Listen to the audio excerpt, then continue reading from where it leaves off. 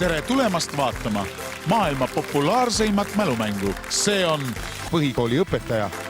Tänaõhtused mängijad on teie ees. Vabakutseline õlleliini koreograaf Rick Schmidt, Teet Margna, ajakirjanik Tõnu Lilleorg ja eelmise saate võitja Verhan Puldres, kelle võidusumma oli kokku 2 eurot. Teid tervitab saatejuht teie Teet. Tere õhtust. Ongi aeg järjekordsele õpetajale joon alla tõmmata. Andres on nädalataguse saate võitja, Piider ja Juut, Tõnu ja Rikk juba pärisevad. Meie mängijad siin stuudios on valmis. Vaatame, kuidas Tõnu ja Rikk maksavad. Andresele 2 eurot, 10 eurot, võit 1000 eurot. Õpetaja saatelaud on ikka endine. Mängulaud siis, jah.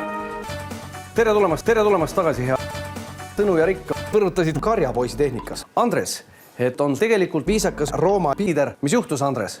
No, Facebook. Aga iga juhul jah, Piider, siis sa ei saanud kahjuks nii-öelda järgmisel salvestuspäeval Kuldvillaku võitude seeriat või mängimist jätkata. Toona jäi siis pooleli. No, nädal tagasi tegid sa väga korraliku tulemuse. Aitäh. Ja tervitame meie uusi mängijaid, kes varem pole Kuldvillakus osalenud. Tõnu on neist esimene. Tervist. Millega sina igapäevaselt tegeled? Tere, olen vabakutseline ajakirjanik. Tervist, Rikk. Tervist. Kes oled sina ameti poolest? Ma arvan Sakus. Ei. Viisakas Juut. Aga olgu siis praegu nii. On muuses.